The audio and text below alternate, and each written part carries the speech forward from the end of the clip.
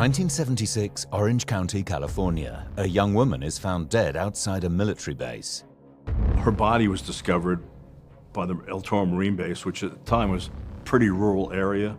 They discovered her body laid out like she'd been dragged out of a car. She was nude. There was no reason she would have even gone out to that area, so they can only assume that somebody picked her up. With no clear suspect, the case goes cold. I know they thought that the husband was the suspect. They interviewed him several times. His story was consistent. They had nothing to go on. Fingerprints didn't help them. This case went cold. But police begin to utilize a revolutionary new form of investigative science. Genetic genealogy in this case was huge. It solved the case. I mean, you can't say anything more definitive than that. I mean, no one suspected this guy. He wasn't on anyone's radar. This is the story of Leslie Penrod Harris and how an over 40-year investigation was finally solved thanks to forensic genealogy. It was very important. Without it, still, I don't believe my mother's murder would have ever been solved.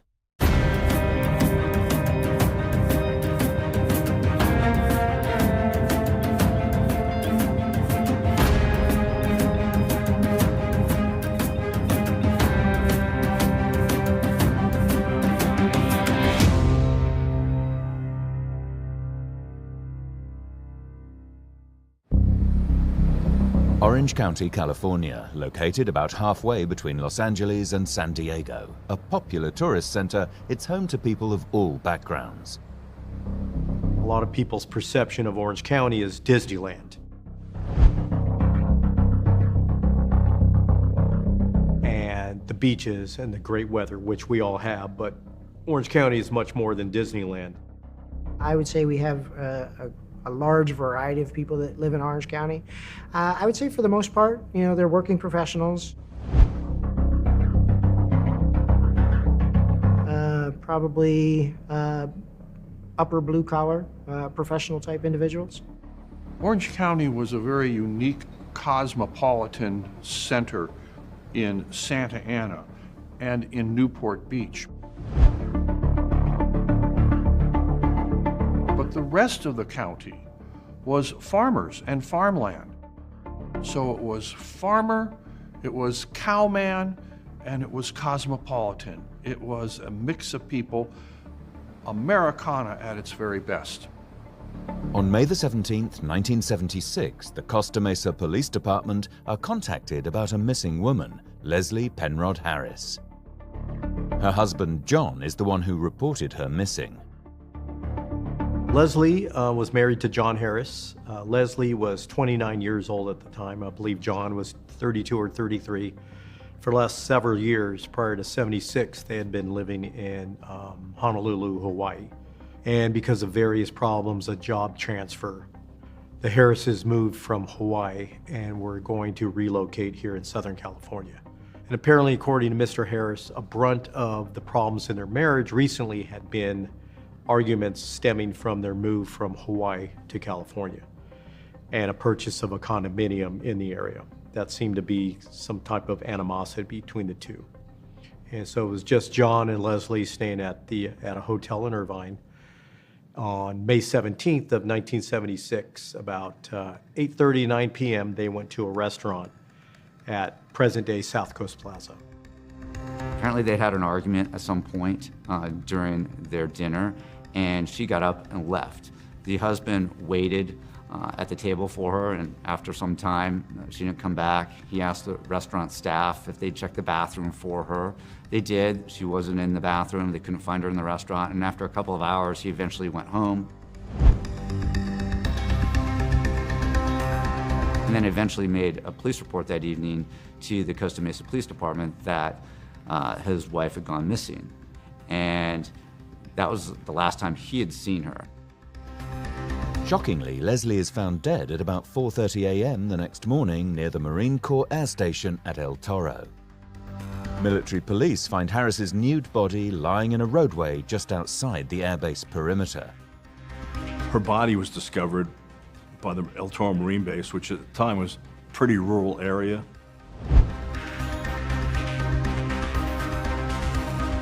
And on routine patrol, MPs were driving around at night, and it was like 4:30 in the morning. They discovered her body laid out like she'd been dragged out of a car. She was nude, and her hair appeared to be wet, and she was just left on a sidewalk like that. Some patrol deputies went to the scene, confirmed the situation, a decedent, and they called the sheriff's homicide investigators. She did have a couple minor injuries, and it appeared that she had some wounds to her ankles from her body being dragged to the location where it was finally found. The crime scene footage just show the nude body of a female, supine. She's lying on her back. There's no blood at the scene. She's laying somewhat on and off the roadway of the perimeter of the Marine base. Police quickly begin to collect evidence. Obviously, they're going to, take fingerprints from any items that were, found at the crime scene. In this case, there really wasn't anything other than her body. At that time in 1976, it was very difficult, and it might have been even non-existent to get fingerprints off of a body. Obviously, they would have done a sexual assault kit, but they didn't have DNA at that point in time. The most they could do was some type of blood analysis on the semen if the person secreted blood. When her body was disposed of, there was no clothing, no personal property, no wallet, nothing like that. At that point, they were at a standstill. The area where she left South Coast Plaza to where she was found is about 20 miles away. John Harris had their car, so she either took some sort of transportation. She obviously didn't walk. It's probably too late for the bus. There was no reason she would have even gone out to that area. So the question was, who would have picked her up, and why did they kill and take her out to the Marine Corps area? They would look for blood evidence to the type of blood, the AB blood system. They would look for fingerprint evidence, and they would look for witnesses. So now they knew that they need to talk to the people at the airport or inn where they were staying, talk to the people who were at the Riviera restaurant, which is the last place that she was seen, and most of all, talk to the husband. There was always this terrible suspicion that when a woman died, that the husband was somehow involved. Police begin speaking to Leslie's husband, John, as the initial key person of interest. I would say, in my experience in dealing with these, obviously the spouses and immediate family members are likely key suspects initially. So yes, John Harris was a focus of interest, certainly at the beginning of the investigation. In this case, they had no other suspects. The police are obviously going to interrogate the husband and make sure his statements make sense, make sure they're consistent. In particular, I think he admitted that they had an argument at the restaurant. And that would be one of the first clues that maybe something wasn't right in their relationship. And did he follow up and find her back at their house and do something to her? I mean, that would have been the thought process, I would guess, that the detectives had gone through. And then she dumps her body far away from the crime scene. They interviewed the waiter, and he confirmed the story that John Harris said that they had an argument, she left, he checked the bathroom, saw a taxi cab leave, thought maybe she might have been in that, he couldn't really tell. None of the adjacent businesses could say that she was in there. And they looked around the parking lot, they ended up checking with the cab company, and there was no record of anyone picking her up at that time. It was just he and Leslie at a table, some type of argument. They could tell there was a little bit of tension at the table. Leslie leaves, never comes back. Everybody's stories match to what John Harris's. The report John made with Costa Mesa Police Department match his story and the waiter's story. So his alibi was essentially clean as far as he didn't leave with Leslie. She never came back. When they looked at John's story, that he sat in the restaurant after Leslie had gone, and he was there for a long time, all of that checked out with all of the witnesses, the waitresses, and the people who saw him there. When he said that he went back to the airport or inn That checked out with the employees at the airport or inn. His story was completely correct. Leslie was found 15 miles away at El Toro Air Station. There was no time in any of this timeline for John to have gone anywhere near El Toro Air Station and come back. His whereabouts were accounted for. The police were really at a dead end. Police look to the autopsy in the hope it will reveal new evidence. Processed the body like they normally do, and then in the autopsy they discovered little things like she had ligature, like from when you tie something on your arm or leg, it leaves an impression. They found a ligature on one of her legs, ligature mark, indicating that maybe her legs had been tied together at one point. But there was no rope or anything found at the scene. And then she had some bruising on the right side of her body, indicating some sort of trauma. And then they did vaginal swabs, pretty routine in an autopsy, and they discovered the semen. They preserved it, but at the time they didn't have any. The forensic Scientology back then was just not to the level it is now. So, but luckily they preserved it.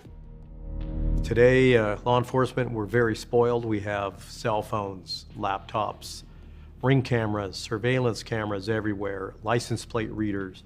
DNA is huge. Back then, they had a witness or a fingerprint. But kudos to all the staff and all the crime lab folks who worked on this case back in the day, because they had the wherewithal to collect swabs from Leslie at the autopsy in 1976. Due to the proximity of the airbase, police start to suspect a member of the US Marines could be involved.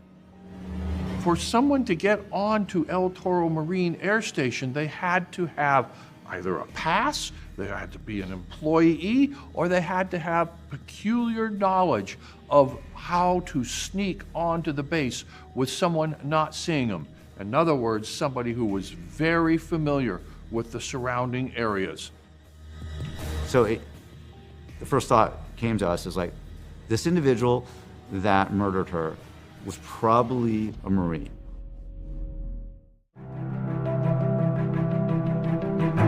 To aid their investigation, police began learning more about Leslie's background. She was a recent Orange County resident, having moved with her husband from Hawaii, and she'd been here in Orange County for just a couple of weeks, I think. And she had been living at a hotel with her husband in Orange County. She was a girl who was looking for a new beginning, a new future, a new area in Orange County, which really, it was boomtown. Orange County in 1976 was a boomtown. She was coming to the Mecca where you could make a good living. And that's what she wanted, and that's the kind of gal she was. Very easygoing. Her friend said she was very admirable, a great friend, wouldn't hurt anybody, was married, living in Hawaii, had a job, moved back, and was going to start a new life on the West Coast. Her and her husband put a deposit on a condominium in then El Toro Lake Forest to now begin the second chapter of their life. Apparently, Leslie wanted to buy a home, either a home or a condominium here in Southern California.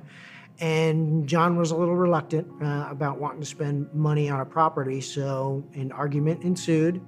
I think she just wasn't happy in her marriage either, and she didn't want to leave Hawaii, which can't blame her, come back here. You know, she's just a typical 30-year-old woman. She just wants to live her nice life, and I think that she wasn't getting along with her husband, and one thing led to another, and unfortunately, you don't think back then a woman would be at risk just leaving a restaurant, but things happened even back then. With not much evidence to aid the investigation, police begin exhausting all possible avenues. The police did their job when this murder investigation first started. They interviewed all the witnesses who they were supposed to. They checked blood types to see whether or not John was involved. It didn't look like John was involved. I know they thought that the husband was the suspect. They interviewed him several times. His story was consistent. They also matched stories with Costa Mesa. He told the same story at Costa Mesa. But it's just the mere fact that they had an argument and there was some marital discord, and he was the last person really seen with her. I know they suspected him, but at some point they actually had nowhere else to go. I mean, they just exhausted all evidence leads at that point. Police also looked to the El Toro Marine Station for a possible lead. The majority of where my victim's body was found, near El Toro Marine Base, it was very desolate. The only thing out there literally was the Marine Base itself. There was no public housing. The huge puzzle was, how did Leslie get from the parking lot of South Coast Plaza to where she was eventually discovered behind the Marine Base? Again, middle of the night. She was found about 4:20 a.m. Literally 5 hours later, she's now dead, totally nude, strangled, and dumped on a roadway behind a Marine Base. So again, the focus was on, why was she left where she was? Somebody probably had something to do with the Marine Corps. We know today, and particularly at the FBI and from the FBI's behavioral analysis unit, we know that killers generally dump their bodies, leave their bodies at areas that they're familiar with, particularly when it's one of their first crimes. So we always look for that. You know, me being a former Marine myself, given the location of where Leslie's body was found, it had to have been somebody that was familiar with that installation and the areas in and out of that base. Anybody who was thinking would say, wait a minute, how did she get onto El Toro? Somebody who is connected to the base has to be involved in this murder. John is not the guy. Anybody who has an ounce of sense of criminal investigation would recognize that fact. Whether he was working there, visiting that area, or living in that location. So our thoughts were Marine with some type of Costa Mesa, California connections. News of Leslie's death sends fear throughout the community. I'm sure there's fear in the community that, is there somebody out there? Because back in the 70s, you had, unfortunately, a lot of serial killers going around. You had William Bonin, you had Randy Kraft, and one of the methods of transportation back in the day was hitchhiking. You saw a lot of people with their thumbs out sitting on the side of the roadway hitchhiking. And so you were taking a big chance that a truck, the van, especially a van, the car you were getting into, was this a friend, a foe, or potentially going to be harmful to me? So I'm sure back in the day when you have a girl that left South Coast Plaza, a very affluent shopping mall, and then is found naked and deceased behind the Marine Base, I'm sure there were some shockwaves going around in the community. With police hitting dead end after dead end, the case goes cold. They had nothing to go on. Fingerprints didn't help them. This case went cold until 1998. Orange County Crime Lab criminalist reopened the case. She re-examined the swabs from the autopsy, and she was able to find semen and was able to extract some now possible human DNA. So because of that, they believe they could create a DNA profile, which they in fact were able to. It's now 23 years later. Now, with the advent of DNA, there were so many cases where all that you could do was try to match the old rape kit with a new DNA profile, and the police set out to do that. And they submitted that into the law enforcement databases that existed back in the day to see if there was any hits, and there wasn't. We were at a loss of what to do, so the case went cold again, and we were hoping maybe down the road there was some hit would come from the semen, because she did put it in local and state databases, but you have to be arrested and you have to have your DNA taken in order to be in the criminal database, you know. Over the years from 1997 Orange County Sheriff's detectives still looked at the case, reopened it, and saw that we have DNA. What can we do with this? Let's just keep looking at the databases. Let's keep uploading it and see if there's any hits. And throughout the years, there had been no hits. Police have hit a brick wall and the case goes cold again. But 20 years later, a new form of forensic analysis will give them the breakthrough they so desperately need. 1998, Orange County, California. Orange County Sheriff's Department Cold Case Team have reopened the investigation into the murder of Leslie Penrod Harris. They decide to visit her husband John and ask for a DNA sample. It was brand new detectives who were on the case in 1998, but just like the old detectives, the husband is always the prime suspect. You always round up the usual suspects. It's been that way since the start of criminal investigation. They wanted to know, is it the husband's DNA, which is prime piece of evidence in this case? We knocked on his door. We had no prior contact with him, just knocked on his door, identified ourselves, and asked him for a voluntary swab. And he was very reluctant. I mean, he was uncooperative. He told us to go away, and he just wanted to move on with his life and forget it. He said it happened a long time ago, and he refused. You would think after being contacted all these years, sheriff's detectives contact you saying they're still working on your wife's murder. You would think you would be absolutely thrilled that your wife's case just wasn't collecting dust on a shelf. It was almost the opposite.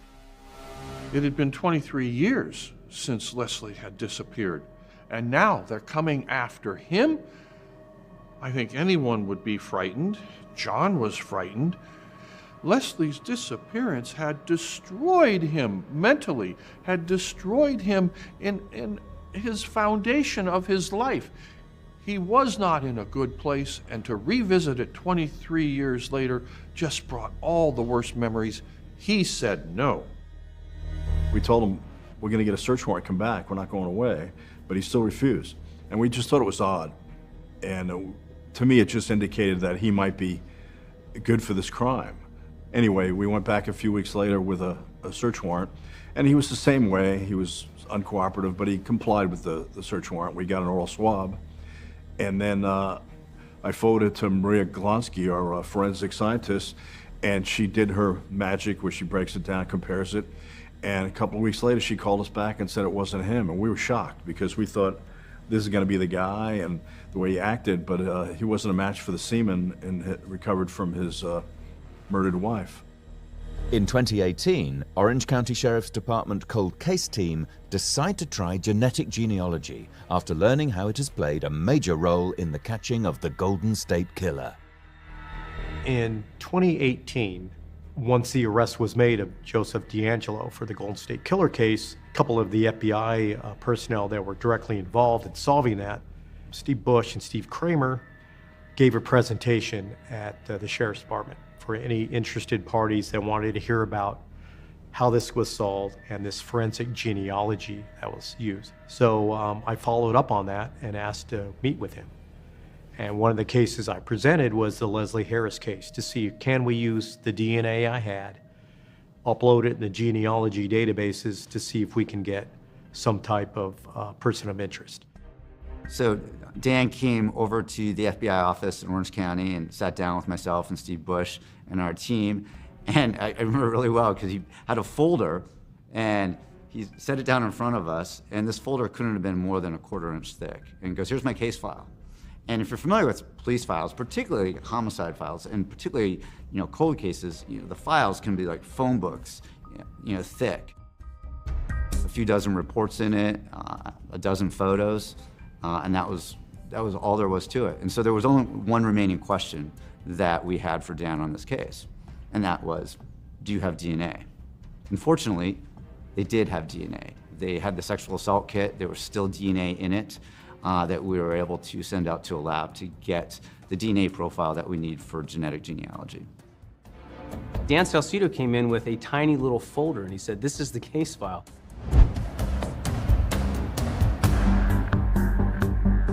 The case file on the Leslie Penrod Harris case was roughly 1/4 of an inch thick. There was just nothing to go off of. Now, for us, it doesn't really matter because the suspect's DNA is the investigative tool that we're gonna use. That's the lead that we're gonna follow up on, and in this case, we were lucky enough to have the suspect's DNA. Forensic genealogy doesn't work if you don't have the suspect's DNA. You have to have the suspect's DNA. Forensic genealogy allows investigators to build a genealogy profile, and county homicide investigators, with the help of the FBI's Investigative Genealogy Unit, were able to identify a subject. They first said you have to make sure there's enough DNA that's been preserved to upload into the genealogy databases. I confirmed with my crime lab that there was, and we took the next step. Now we send it out to this company and they create a DNA profile to be submitted for Ancestry. That was accomplished in early of 2019, and off we went. And I now work with the FBI genealogy genetic team to start building a tree based on my suspect DNA to see if we can now go way back in time to see if we can start building a tree based on that DNA sample that was uploaded. One of the unique things about genetic genealogy, it can also give you your ancestry and ethnicity. And the first thing we determined once we got the DNA back is that our suspect had African ancestry. So he was likely an African American. And when we looked at the matches, that seemed to make sense because they started coming back to African American families, in particular into the southern, southeastern United States, Louisiana, Alabama area. So we started focusing on those particular families. We were very confident that he was in the military, again, from the location of where the body was found. So we started focusing on anybody in the family that had military backgrounds.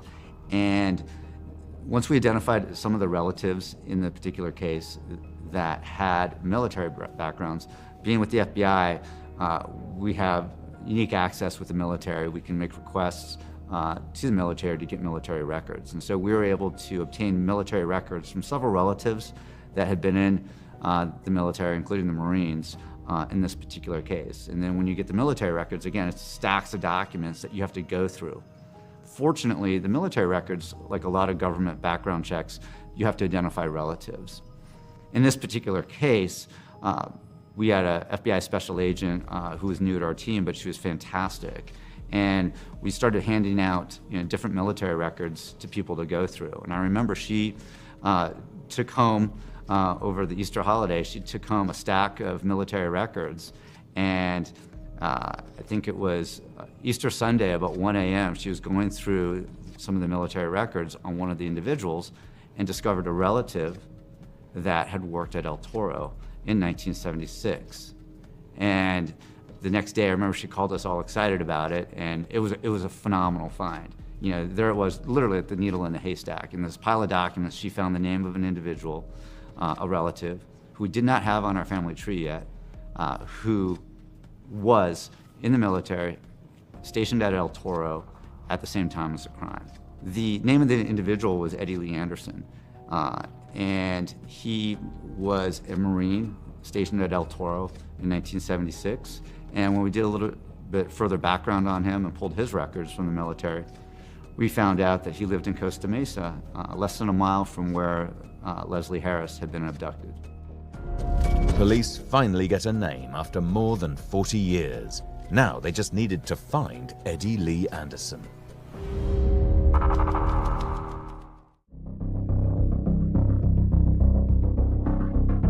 At the time of the murder, Anderson was based at the El Toro Marine Base. What immediately stood out was he was a Marine stationed at El Toro, which fit the suspicions that we had that it had to be somebody familiar with the area or associated with the military. The other thing that was telling in this case is that Mr. Anderson lived relatively close to the South Coast Plaza where Leslie was last seen. So he was definitely a person of interest in this case, and some of those initial jigsaw puzzle pieces were fitting into place. The FBI genealogy team did an outstanding, beyond belief job of putting a tree together and giving me something to work with. And they gave me the background of a person named Eddie Lee Anderson that had roots and ties to Orange County and the Marine Corps at the same time of Leslie's death. So based on Eddie Lee Anderson's proximity to Orange County, he actually lived here, 76, and was a Marine and was an African American. When I got that phone call, extremely excited to get that news from the FBI. And they said, okay, what we do next is you start working on that name, background. It's now my job from that point on to put the case together. So that's what I started with. Police continue to look closer into Anderson's background. He's now living in Louisiana, River Ridge, Louisiana. He's now married, remarried. He had been married twice before, a couple kids. I get hold of the law enforcement officials out in that part of Louisiana. They are extremely helpful to me. They confirm that Eddie's still alive, lives in this particular house. They do surveillance. Older male black lives there. They run him out, no criminal record, so we know at least he's not still involved in something. No DNA on file. So I start pulling arrest reports. I find out that Eddie Lee's been arrested a couple times. 1974 for a kidnapping out of a law. He removed a female at knife point from a laundromat in the city of Tustin. I'm able to get that police report. I found out he actually assaulted his then wife outside of her workplace in Santa Ana in 1976, September of 76. I get that report. I'm able to access military records and further confirm his age, where he was stationed, El Toro. And the biggest break I got was based on the 1976 arrest report. Confirms, again, Marine, married, and I saw where he was living. He put down that he was living on a street called Sunflower in Costa Mesa, which I almost dropped to my knees because when I found that out, I knew that Sunflower is the same street that faces South Coast Plaza. And from where the apartment he listed in 1976 and to where Leslie went missing is about a mile away. To me, that was, I think, the groundbreaking moment of, I think we got our guy. Investigators also tried to acquire a DNA sample from Anderson to match the semen found on Leslie's body. Circumstantially, everything's looking really, really good for me. But I had to somehow get Eddie's DNA to match to the autopsy extraction DNA. They could find no DNA sample or match with Eddie Lee Anderson, but they had the proximity, the time, the means, the opportunity. They didn't have a motive, but they did know now where Eddie Lee Anderson lived, and they were going to go and see if they could get one. So they went to Louisiana, where he was a truck driver. They needed to get a DNA sample surreptitiously. Lo and behold, they looked through his garbage and they found needles. Oh my goodness, the man was a diabetic. He was injecting himself with insulin, and in those needles there would be blood traces. They took those blood traces and they sent them to the FBI, and when it came back, there was a match. Police visit Anderson's house to interview him about the murder. Basically said, we're here from California and we'd like to talk to you about an old case. And he was cooperative. He came outside and agreed to talk to us. During the initial part of the interview, he was very forthcoming. He was very open about his time in California, his time in the Marine Corps. However, when it came time to acknowledging how his DNA came in contact with Miss Harris, he denied knowing her, having a relationship with her, any sexual contact with her. With the DNA evidence collected from Eddie Lee Anderson, police are able to make an arrest. They arrested him when he was with his wife. She had no idea that he had been involved in any kind of criminal activity. Eddie Lee Anderson seemed to be a changed man. He had found God, he had married, raised children, he had a good job of being a truck driver. No one thought that he had been a criminal in his past life.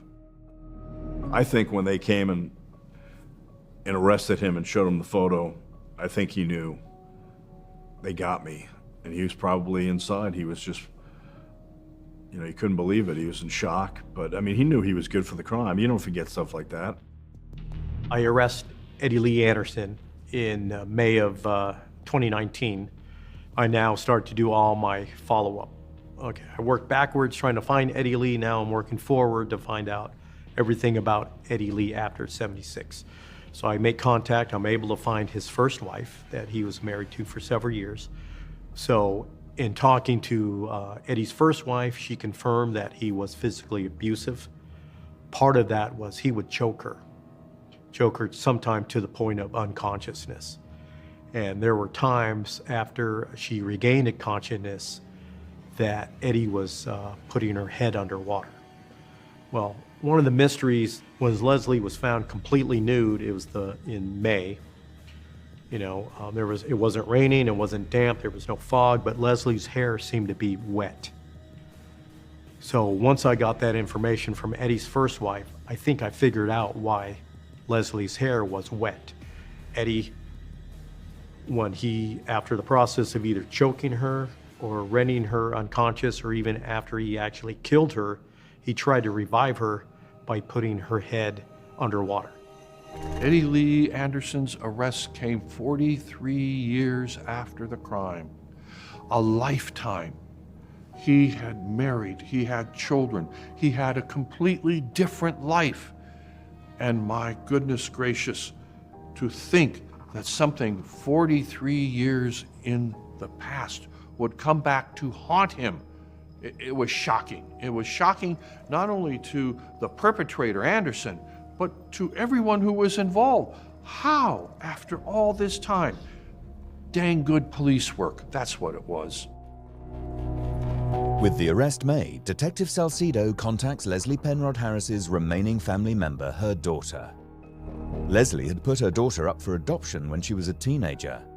Prior to meeting John Harris, the discovery of her biological daughter was only uncovered during the investigation. No one knew Leslie Harris had a daughter. Her friends didn't know. Even her own husband didn't know she had a daughter.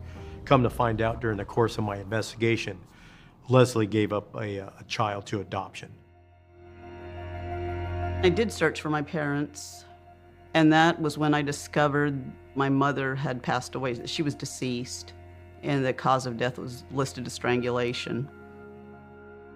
I reconnected with that daughter during the course of my investigation, and one of the first phone calls I made was to Leslie's daughter to say, I arrested somebody for your mom's murder. Dan had emailed me 2 to 3 days prior to the arrest, asking for my phone number in case there were any new developments, so I suspected that there might be something going on. And I was in Florida visiting my daughter and granddaughters when I received that email. So I responded right away, and I just was hoping that I would hear from him soon. And I was driving through Louisiana the day that he was arrested. And I got home back here to Texas, and maybe an hour and a half to 2 hours later, I received a phone call from Dan Salcedo telling me that they'd made an arrest. I was, I started crying. I felt relief. I was shocked, but I was happy that they'd made an arrest. Now in prison and awaiting trial, Eddie Lee Anderson would fall victim to a new virus that has taken over the world. It's now 2020 when he's in the Orange County Jail. And what do we have taking place, not only in the jail, but in hospitals and medical centers and everywhere throughout the country? The COVID epidemic, the COVID pandemic. The virus is rampant. Eddie Lee Anderson was 66 years old, and he was susceptible to the COVID virus, and the Orange County Jail was a place which started to become impacted by this. He was the first inmate to have contracted the COVID virus, and 7 days later, he was dead. As a person, as a human, it's never good to hear, obviously, if someone's passing. And again, as strange as it may sound, there was that personal connection with him. I wouldn't say I was sad or I was upset, but obviously the loss of a human life, no matter what aspect of it, there's always a sense of remorse in that. We had never had a preliminary hearing. We didn't have a court date set. Nothing had taken place since his arrest other than the extradition. So kind of bittersweet for me because, was justice truly served? I wanted him to go to trial. I wanted to be there for the trial. But I have to say, at the same time, I'd hoped that he struggled to breathe the same way my mother struggled when he was strangling her. It's a bittersweet end to a long investigation. But thanks to the case, officers have a new understanding of a revolutionary form of forensic science that allows them to finally solve this murder. Genetic genealogy in this case was huge. Aside from the swabs that were collected autopsy, moving forward 42 years, I wouldn't have probably got to Eddie Lee Anderson if it wasn't for the FBI genealogy team. Those people are outstanding, top in their field. I couldn't give them enough kudos of what they did for this case. It solved the case. I mean, you can't say anything more definitive than that. I mean, no one suspected this guy. He wasn't on anyone's radar. The only way we got there was from genetic genealogy. The only way that DNA could have provided a solution in this case would have been if Eddie Lee Anderson got in trouble again. If he would have been pulled over for a DUI or maybe charged with some other type of a crime, it's possible his sample could have ended up in CODIS. But that's incumbent upon Eddie Lee Anderson doing something else wrong. If Eddie Lee Anderson lives the rest of his life and doesn't create a reason for his DNA to go into CODIS, then his DNA is not ever going to provide a solution to this case. It was very important. Without it, I don't believe my mother's murder would have ever been solved.